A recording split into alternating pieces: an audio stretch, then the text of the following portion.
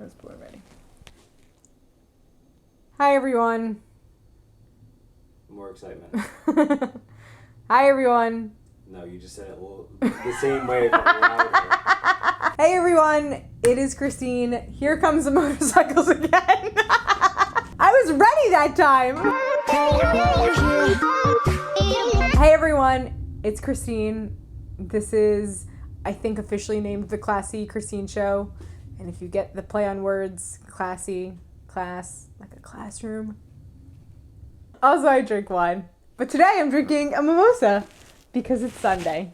So today I figured I would just chat shortly about the transition to online classes now that we are all at a standstill in New Jersey with the stay-at-home order.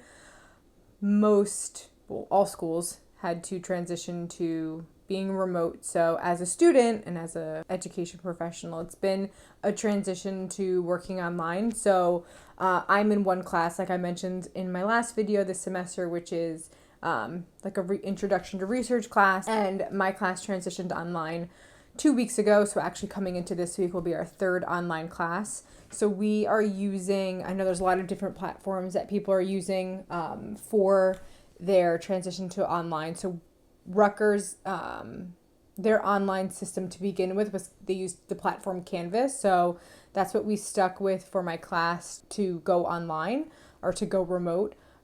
So there's a thing that Canvas has called conferences, and they use a platform which is Blue something, Blue Conference or Blue Button or something like that. Anyway, it's a tool that you can use to host online classrooms. There's a lot of things that are really good about it, but the first thing I'll say is it seems pretty secure. So I know that a lot of education professionals and just institution, whether that's P through 12 or higher ed, have used Zoom, and there's been a lot of, and I think also offices and stuff, but that's out of my jurisdiction. Is that the right word? Anyway, they've been using Zoom, which has had a lot of confidentiality issues and just data breaching. People have been able to hack into Zoom rooms during teaching lessons or during meetings. And so I'm happy to report that we use Canvas for ours, and it seems pretty secure because in order to get into the room, you have to have a Canvas account. In order to get into that account, you also have to be a part of that class. So there's a lot of layers to it, so it seems really secure. You can do like a normal video conferencing with it where like we can see our professors' faces and they potentially could see ours, but because it takes up a lot of bandwidth, we don't have the classmates and peers actually show our faces. We just do our audio. And for this class, we have two professors, and they'll show they have their faces up on the camera, and then below it is research we're going to be looking at or some type of template, whatever it might be. You can see that underneath, so as they're referring to stuff, we can see it and refer to it. I personally use my iPad to bring up the templates or whatever we're looking at, PowerPoint, whatever, because then I can make my own notes on them. But they try to make it as much as a classroom as possible by still being able to show what would normally be as a presentation style. So that is great that we're able to kind of transition things to as replicating as possible the normal classroom.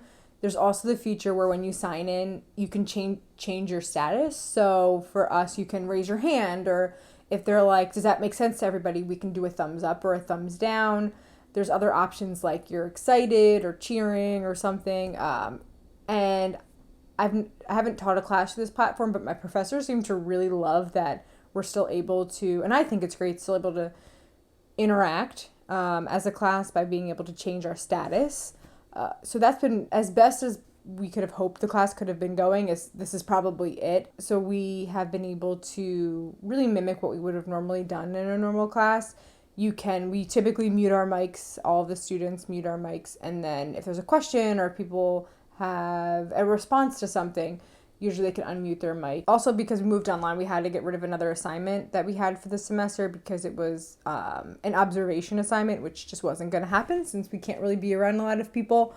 So we're really focusing on our final assignment as of now, which is April. It's officially April, which is weird.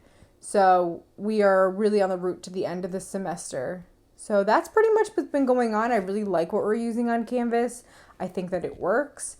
Like I said, we've gone through 2 class sessions and it's gone pretty smoothly. The other great thing about it is you as a professor or somebody, the professor can break students up into breakout sessions. And like I said, I haven't been on the other side of it, but we're planning to use it for my job for summer. So maybe I can tell you the other side in a couple of months. But you can break your students out into breakout sessions. And so we did that in the last class.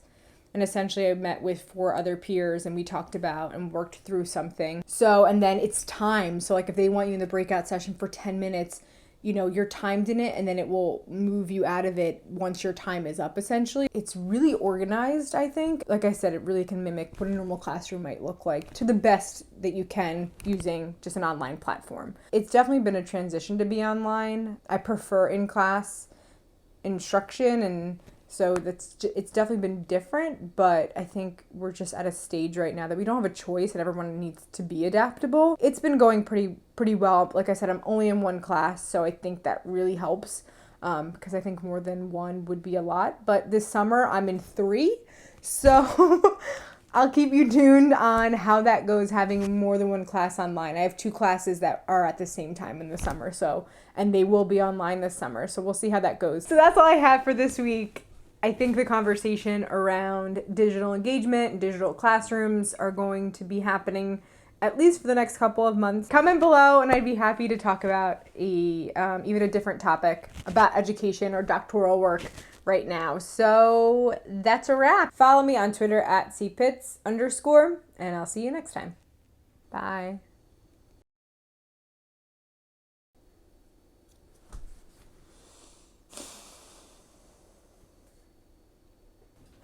It's Sunday. I have a hair stuck to my... You see it? Can't help you. So I think... So enjoy your wine. Enjoy your education. Enjoy your learning. Enjoy the weather. Hopefully it's nice where you are. I'm giving you good content here, right?